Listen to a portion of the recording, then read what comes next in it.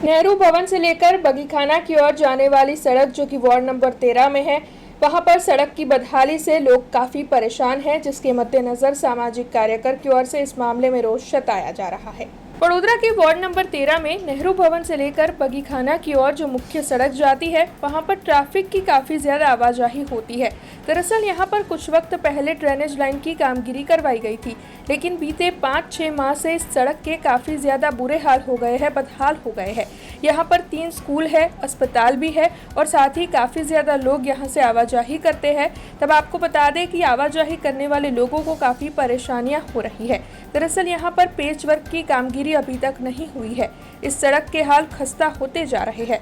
तब स्थानीय काफी परेशान है और इस मामले में रोष जता रहे हैं। तब स्थानीयों की परेशानी को साझा करते हुए सामाजिक कार्यकर अतुल गामेजी की ओर से भी आज इस मुद्दे को लेकर प्रशासन के खिलाफ रोष प्रकट किया गया है।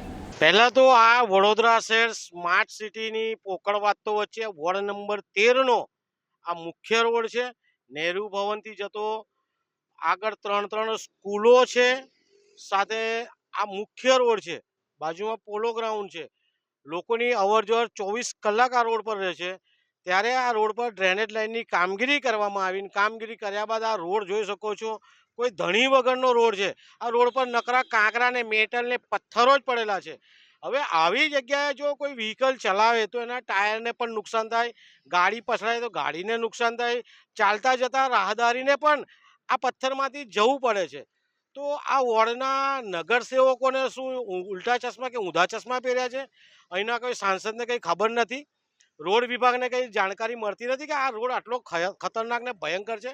તો અમારે વડોદરા શહેરના મ્યુનિસિપલ કમિશનર જાંબાજ છે, લોકોને સસ્પેન્ડ પણ કરી રહ્યા છે ને વારંવાર મિટિંગો કરી રહ્યા છે। તો કમિશનર સાહેબને વિનંતી છે કે આ વોર્ડ નંબર 13નો જે નેहरू ભવનથી આગળ જતો રોડ છે એ રોડને વહેલી તકે બનાવે તેવી અમારી માંગ છે। અહીંયા પોલો ગ્રાઉન્ડ પાસેનો આ રોડ ઓછામાં ઓછા 6 મહિનાથી એ લોકોએ નવો કરવા માટે ખોદીને સામાન્ય કોન્ક્રીટ નાખીને મૂકી રાખ્યો છે।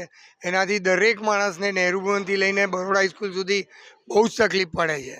અને આ પરમિશન કેવી રીતે આપે છે? ધારો કે એમને ચોમાસાના લીધે આ વસ્તુ અટકાવી દીધી તો પરમિશન કેવી રીતે આપી એમને?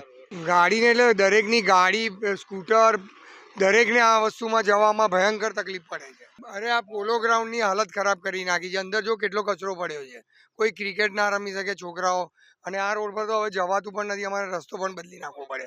કોઈ એકે નહીં, ભાજપે નહીં, કોંગ્રેસે नहीं। આ મારું તો ઘર જ અહીંયા છે એટલે મને તો બહુ તકલીફ પડે છે। हमसे जुड़े रहने के लिए हमारे YouTube चैनल को सब्सक्राइब करें और नई वीडियो की नोटिफिकेशन के लिए बेल आइकॉन को दबाएं।